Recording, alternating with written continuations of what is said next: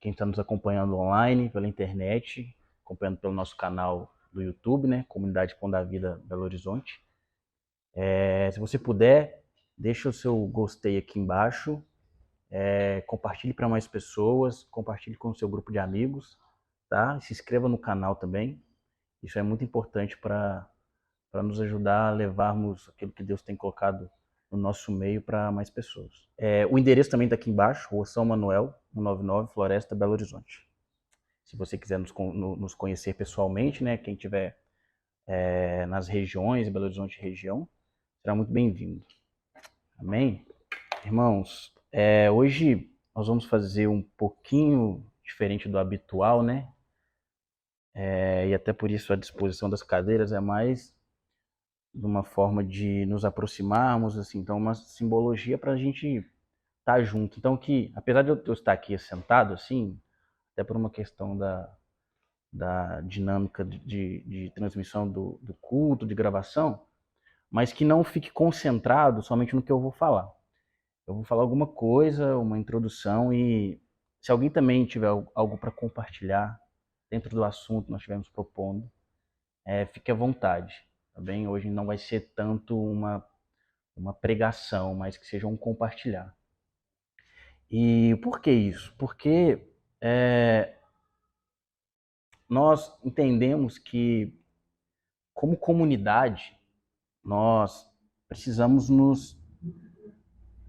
estarmos mais envolvidos entre, e não somente envolvidos com tarefas, somente com... A gente não está aqui numa empresa, né? Nós não estamos gerenciando algo, apesar de ter muita coisa que deve ser gerenciada, muitas pautas que devem ser resolvidas, mas a Igreja de Cristo, ela é um corpo, ela é um organismo, né? E Paulo cita isso, que cada um deve ocupar o seu espaço e executar bem a sua função. E cada um tem um chamado específico para atuar dentro do corpo de Cristo, dentro da vida orgânica da igreja. E esse é um tempo que nós estamos entrando, que nós acreditamos que isso vai ser determinante para os próximos dias e para os últimos dias da vida da igreja. Porque a igreja perseguida do primeiro século, por exemplo, ela não era uma igreja que se caracterizava por ser institucional, por ter ali a sua base, a sua estrutura completamente sólida, assim. Ela não tinha uma representatividade para a sociedade, mas ela tinha uma representatividade que não podia ser controlada. Os irmãos do primeiro século, eles atuavam a partir do que eles ouviram de Jesus, e a vida deles estava completamente comprometida com a palavra que eles haviam recebido.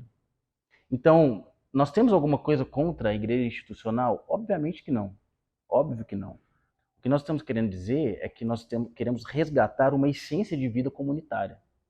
Uma essência que tem a ver com um organismo vivo, que se interessa pelas pessoas e não trata apenas as pessoas como telespectadores, né? Apenas como ouvintes, como se aquele que fala e prega tivesse uma responsabilidade maior sobre aquele que apenas ouve. Mas não é assim o Evangelho de Cristo. Jesus, ele nunca... Quem foi que falou? Foi você que me falou, né, que a igreja do primeiro século não tinha púlpito, né? E, já que eu vi isso, eu achei muito interessante. Eu falei assim, que no primeiro século, à disposição da igreja, não havia o púlpito. Então, assim, o púlpito, ele é, de certa forma, uma invenção humana, uma criação humana. Tem alguma coisa errada nisso? Não, não tem nada de errado nisso.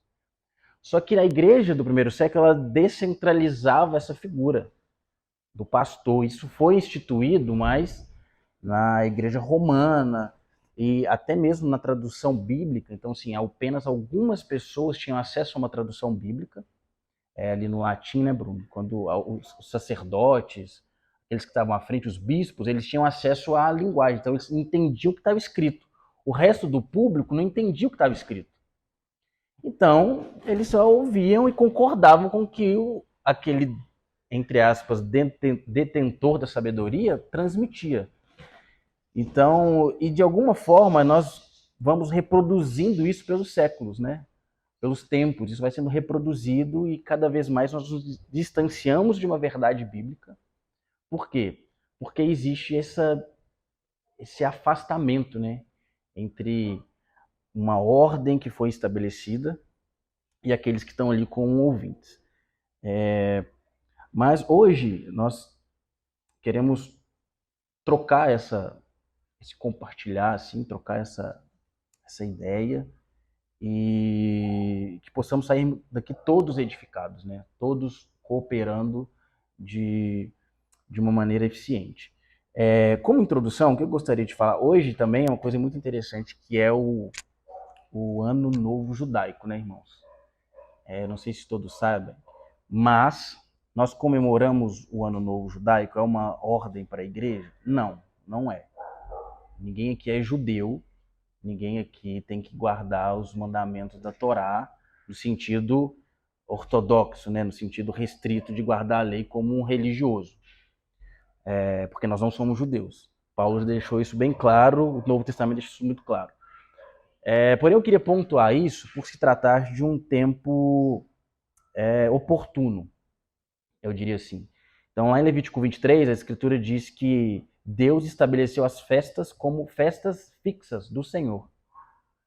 E se Deus estabeleceu as festas como fixas, é porque existe uma pedagogia por trás dessas festas. Existe um ensino. Alguns rabinos tratam as festas como um caráter de desenvolvimento do ser humano. Então, hoje é Rosh Hashanah, né? Começou ontem, com a viração do dia, né? Ontem, né? Foi ontem. Não, acho que foi de sexta para sábado. De sexta para sábado, isso. Hoje é domingo. Então, a festa de Rosh Hashanah, que é a cabeça do ano, né? O primeiro dia do ano. Então, tem tem vários links com esse dia, né? Então, assim, os rabinos, o Talmud vai dizer que foi o dia que o homem foi criado, que Adão foi criado, que foi o dia que o povo saiu do Egito. Mas, assim, existem aí são umas linhas de interpretações, eu não estou aqui cravando que foi isso, né? Até porque a gente vai saber o dia que Adão nasceu, né? Mas não deixa de ser representativo para nós. Não deixa de ser importante para nós observarmos essas festas fixas. Por quê? Porque se Deus estabeleceu como fixo, como um mandamento perpétuo, é porque ele quer sinalizar coisas sobre isso. Está na Escritura. E até mesmo no Novo Testamento existem menções a essas festas e existem atuações de Jesus que eram realizadas em momentos específicos também que tem a ver com essas festas. Então, hoje nós estamos aqui percebendo um novo tempo que estamos vivendo como comunidade, Pão da Vida, Belo Horizonte. Estamos sendo desafiados a fazer um caminho de retorno. E justamente nesse período que compreendemos isso como corpo, como coletivo, não só eu, mas todos os irmãos, e nós estamos percebendo apontamentos do Senhor para esse lugar, isso meio que culmina justamente num ponto de uma festa que é estabelecida na Bíblia, que é a festa de Rosh Hashanah, que é o primeiro dia do ano, que é o Ano Novo. Então eu queria compartilhar isso porque isso é significativo para nós. Então, existiram sonhos, pessoas sonharam, palavras muito específicas, pessoas daqui, pessoas de fora da comunidade. Então, discernindo coletivamente, nós chegamos nesse lugar. E chegamos nesse lugar justamente nesse tempo. Então, isso é muito importante para nós. E o que esse tempo quer dizer para nós? O que nós estamos vivendo, o que nós estamos querendo propor com isso? Nós entendemos, irmãos, que nós estamos passando por um resgate. Um resgate da nossa identidade. Um resgate que tem a ver com os fundamentos que Cristo estabeleceu para a sua igreja. Nós precisamos de fazer um caminho de volta, um caminho de retorno, um caminho de humilhação, um caminho de submissão. E eu queria ilustrar isso com o livro de Gênesis, que é justamente um livro que ele vai falar do princípio. princípio de todas as coisas, o início de todas as coisas. E é muito interessante quando você passa a estudar as Escrituras sempre com o olhar do princípio. Pense que Gênesis, o Bereshit, o princípio de todas as coisas, ele não está preocupado em relatar a criação de maneira científica. Isso é um problema que acontece muito na teologia. A gente quer explicar a criação das coisas de uma maneira científica, de uma maneira ali metodológica, através do relato de Gênesis. E, ao meu ver, isso não é algo correto a se fazer. Porque a proposta bíblica, a proposta de Gênesis, não é dar esse relato científico. Você pode buscar, de alguma forma, e já até existe isso, né? Alguns cientistas já buscaram comprovações bíblicas de algo que a ciência explicou, mas esse não é o nosso ponto aqui. Então, quando nós vamos ao texto de Gênesis, nós não estamos indo com essa intenção, ok? Nós não estamos indo querer buscar bases científicas, razões científicas para explicar a criação. Nós estamos indo com um olhar de devoção, de cosmovisão. Então, tudo que você lê, a forma como você vê o mundo, ela pode ser baseada naquilo que está estabelecido desde o princípio. Jesus, em algumas passagens dele, ele citou, mas o que está dito no princípio? Então, porque essa era a razão, isso era o que sustentava o pensamento do judeu, do homem devoto à Torá, do conhecedor das Escrituras no primeiro século. Quando que o homem recebeu a lei, a Torá, as Escrituras? Nós sabemos que a Bíblia ela foi dada a Moisés por revelação. Moisés subiu ao monte, está escrito lá em Êxodo. Moisés subiu ao monte, recebeu as tábuas da lei. Ele passou ali um longo período registrando todas as leis que hoje ordenam o mundo judaico, que ordenam a nação de Israel, a nação religiosa de Israel.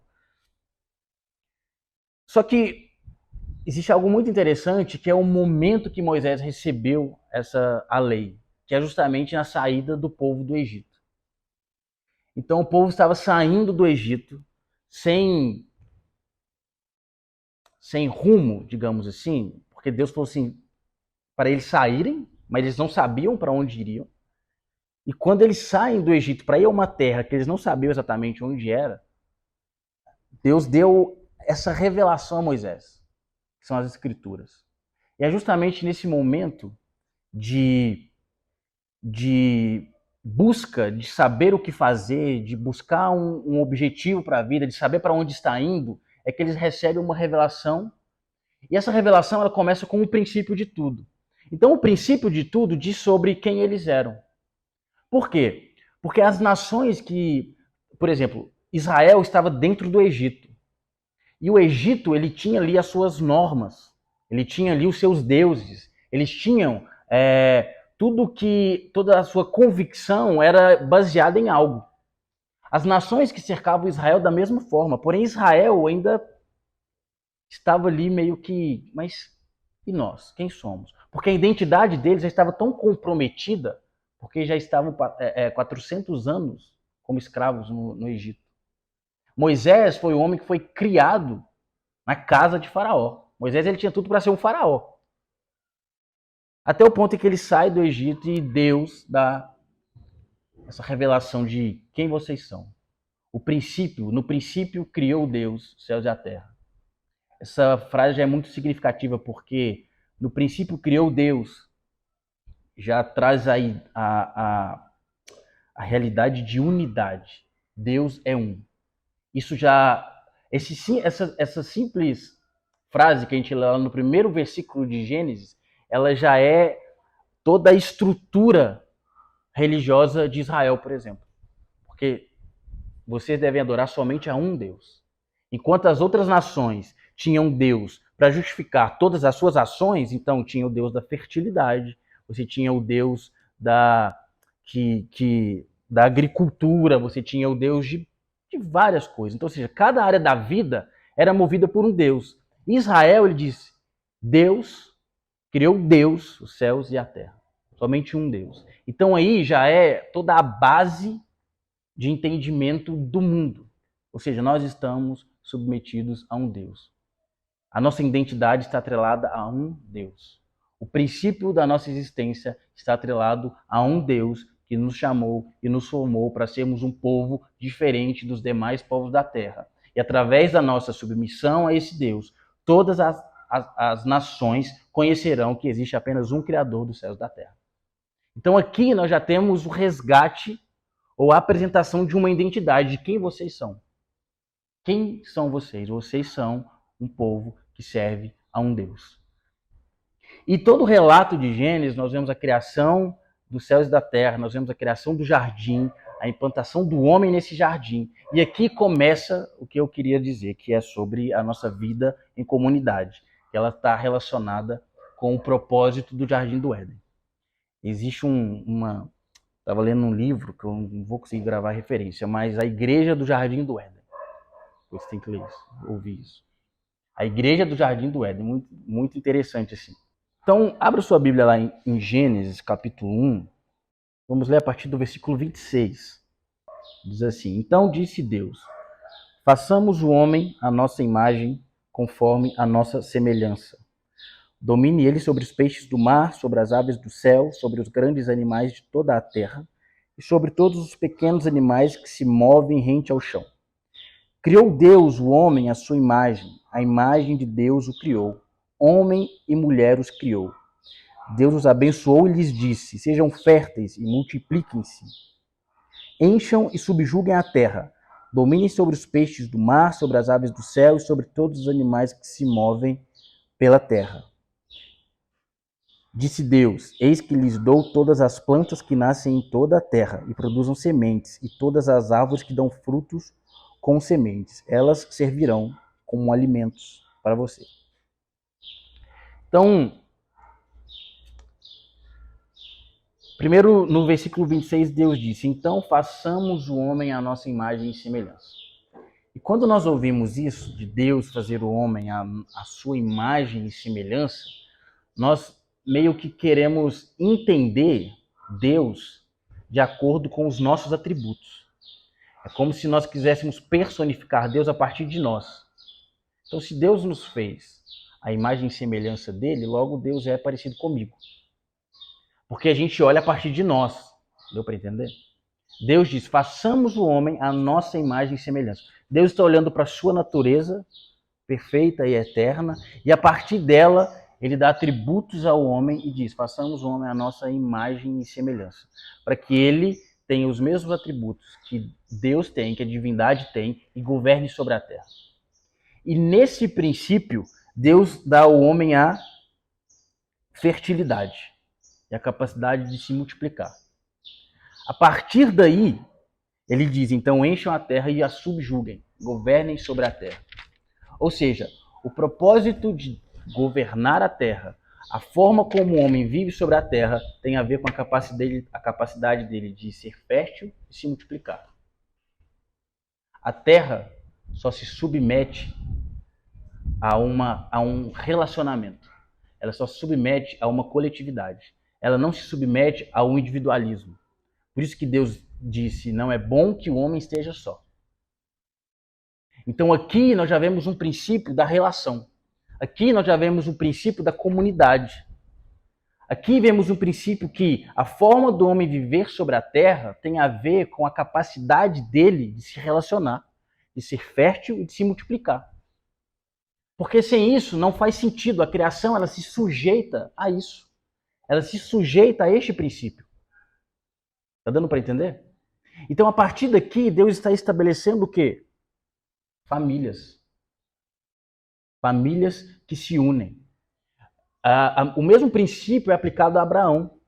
Quando Deus chama Abraão e a sua casa e a sua família para que ele fosse um testemunho para todas as outras famílias da terra. Então aqui nós estamos estabelecendo um princípio. E o que é o princípio? O princípio é a verdade. Salmo 119, 160 diz assim, tuas palavras são verdade, desde o princípio. Ou seja, quando estamos tratando do princípio de todas as coisas, estamos tratando da verdade de todas as coisas. A verdade do mundo, a verdade que rege a criação. Não estamos aqui querendo voltar ao princípio como se fosse uma mera ilustração, mas nós estamos querendo tratar da verdade. O mundo hoje ele é pautado no individualismo. O mundo hoje é pautado em cada um ter a sua própria interpretação sobre o mundo, cada um defender a sua própria convicção, cada um fazer do seu pensamento, daquilo que sente, e aqui é um ponto. Nós temos até uma palavra sobre isso, né? Quando a gente, no aniversário da nossa comunidade, nós temos alguns assuntos específicos, e um deles é comunhão versus sentimentalismo. E hoje nós vivemos numa sociedade pautada no sentimentalismo. Porém, a igreja do primeiro século, em Atos 2, era uma igreja que vivia sobre o fundamento da, quem sabe, comunhão. A comunhão. Todos tinham a comunhão, todos tinham uma mesma mente, todos tinham uma mesma forma de pensar. Só que o pensamento aqui não é tornar o pensamento homo, né? É um pensamento que tinha a ver com o que eles tinham ouvido de Cristo. Então, a mesma forma de pensar é a mesma forma como Cristo pensava. A forma como Cristo pensava é que determinava a forma como eles agiam. E isso é o fundamento da comunhão. Bereshit, que é a palavra no princípio, quando você, no hebraico, você pega essa palavra e vai ramificar ela, o início dela significa cabeça. Ou seja, se no princípio Deus criou, o Bereshit é como se Deus estivesse pensando o mundo e apresentando para o seu povo. Olha, assim é a forma como eu penso o mundo. Então vocês devem pensar da mesma maneira. Os discípulos também se pautavam por aquilo que haviam aprendido de Jesus. Então entende que nós estamos falando sobre um modo de ver, um modo de pensar e um modo de se relacionar. E a partir disso, a criação se submete. A criação não se submete a pessoas individualistas. Por isso que Paulo lá em Romanos diz que a criação está gemendo, cativa, aprisionada, aguardando a manifestação daqueles que são filhos. Filhos são frutos de uma relação. Ou seja, a criação aguarda a manifestação daqueles que são frutos de uma relação. Aqueles que são frutos de uma relação íntima, que não é só de uma pessoa com ela mesma, mas de dois diferentes. O homem, não é bom que ele esteja só. Então lhe farei uma adjuntora, e os dois tornarão uma só carne. João capítulo 17, Jesus disse para os seus discípulos que eles fossem um, como ele e o Pai eram um, eles se tornando um. Ou seja, uma relação, uma vida comunitária, a fim de expressar um caráter sobre toda a terra, para que o mundo reconheça que eu sou o Cristo. Ou seja, o reconhecimento daquilo que Deus é, o reconhecimento do seu Messias, o reconhecimento do que Deus está fazendo sobre a terra, passa por uma vida em comunidade, de pessoas diferentes, que se tornam uma e expressam o caráter de Cristo para toda a criação. E a partir daí, a criação começa a se libertar do cativeiro que ela foi submetida. Romanos 8.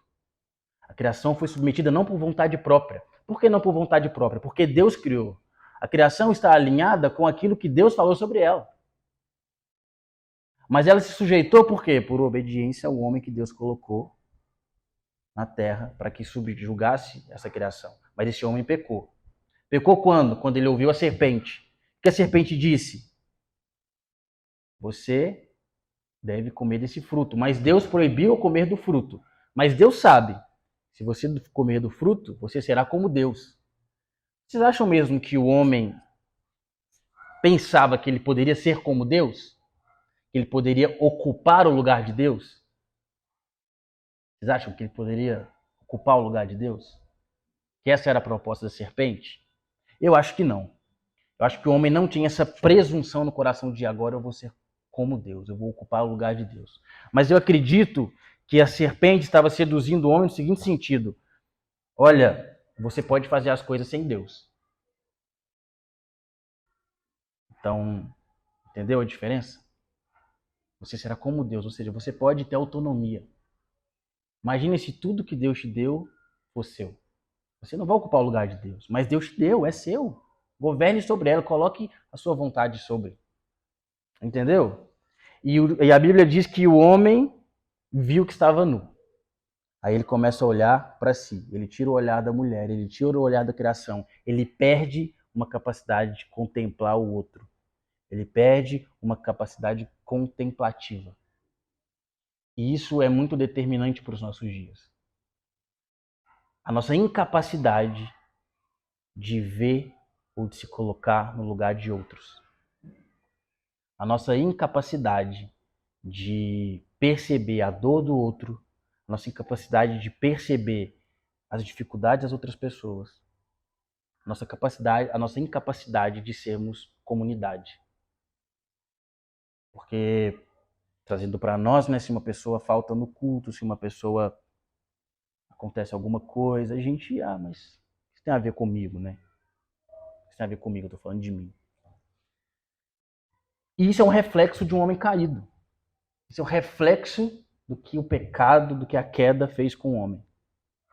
Isso é um reflexo de comunidades divididas, de comunidades que estão cada vez mais se importando com a política, com o dinheiro, se importando cada vez mais com o nome, se importando cada vez mais com uma estrutura e perdendo o que nós lemos no Salmo 119, a essência da verdade, a palavra da verdade.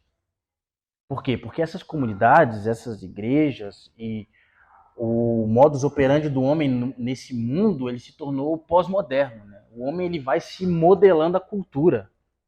Eu gosto muito de estudar sobre esse assunto. Então, o homem,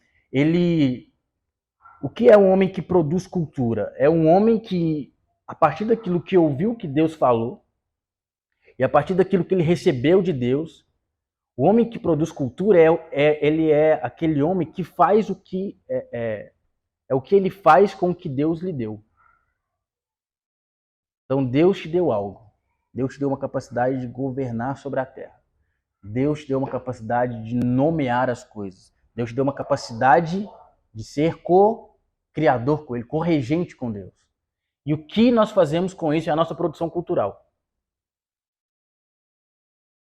Então o homem tem uma capacidade artística com a música. Por quê? Porque Deus deu a ele isso. E o que ele faz com esse dom? É a cultura. E o que diz a cultura do nosso mundo? O que é a música do nosso mundo hoje, irmãos? Então, tá entendendo o que nós estamos falando? Então, nesse lugar, na nossa comunidade, nós somos reprodutores de cultura. O que é cultura? São hábitos, são costumes.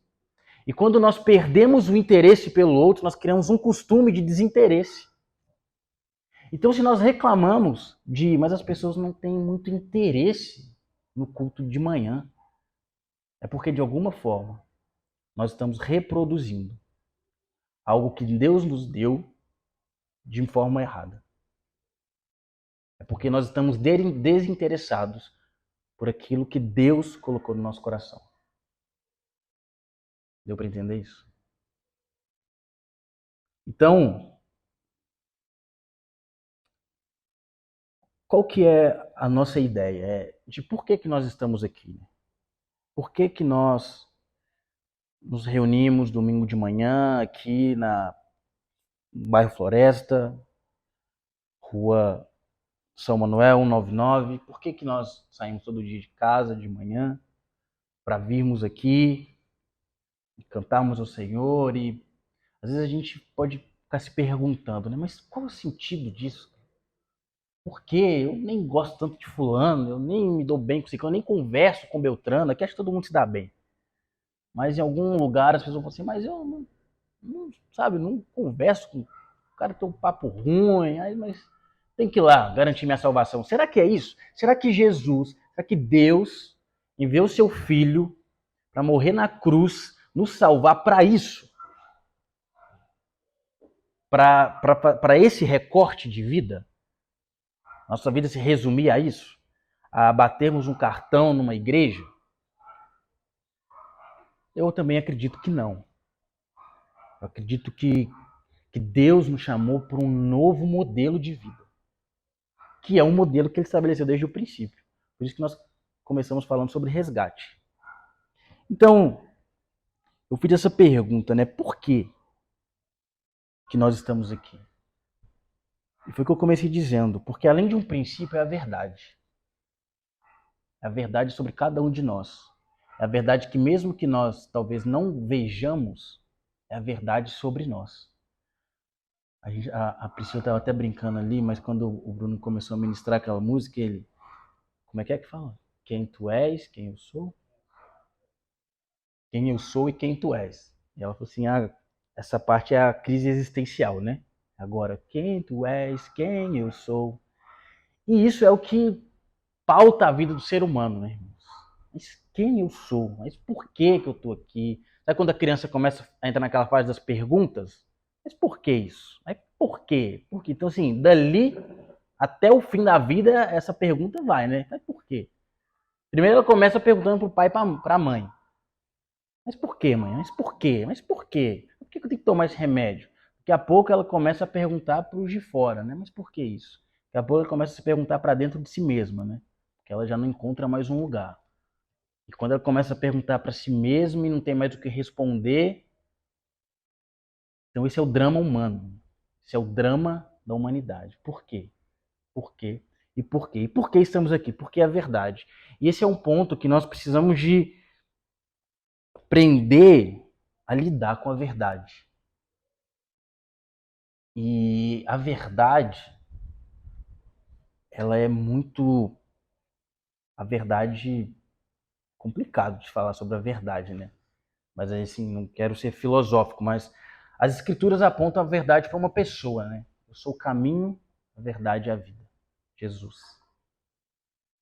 Então a verdade ela é absoluta, a verdade é tudo que se concentrou em Cristo. Ele, Hebreus diz que ele é a expressão exata do ser de Deus.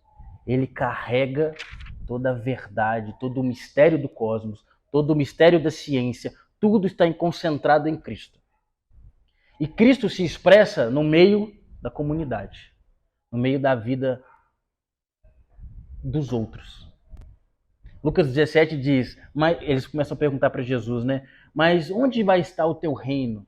Onde está o reino de Deus? Ele começa a falar, muitos dirão que está aqui, outros que está ali, mas o reino está, quem sabe, entre vocês. O reino está entre. Na onde? Na troca de relações, na vida em comunidade. Aí está a evidência do reino de Deus. Então, irmãos, Deus, o ser, que nós não conseguimos, nós temos a capacidade humana de descrever.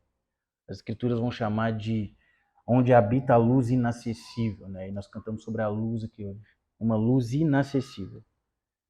Deus que não tem crise existencial, Deus que não Deus escolheu uma forma de se revelar à criação. E ele criou o homem e colocou o homem no lugar. Então, nesse lugar, temos uma responsabilidade que é de revelar Deus e o seu Cristo. De revelar a verdade que esse mundo tanto procura.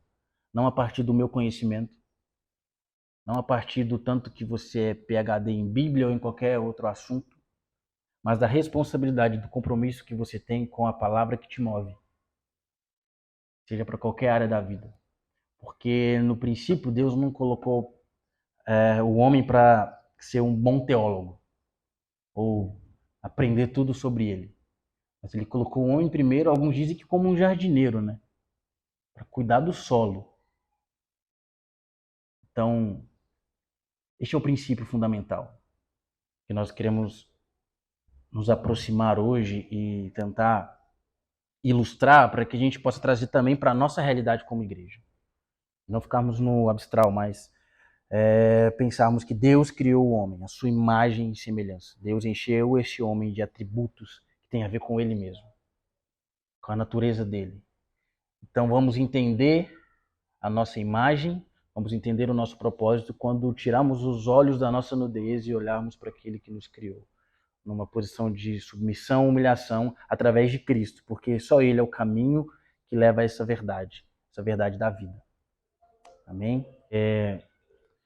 A gente vai passar para o ponto que a Priscila tocou, de sugestão do exercício, né? Só queria finalizar com o texto, 1 João capítulo 2, versículo 24, diz assim: quanto a vocês, cuidem para que aquilo que ouviram desde o princípio permaneça em vocês. Se o que ouviram desde o princípio permanecer em vocês, vocês também permanecerão no Filho e no Pai. Esta é a promessa que ele nos fez, a vida eterna. No versículo 11 do capítulo 3 diz: esta é a mensagem que vocês ouviram desde o princípio, que nos amemos uns aos outros. Então, possamos utilizar daquilo que foi dito desde o princípio, que é o princípio de tudo, e que o Senhor nos ajude.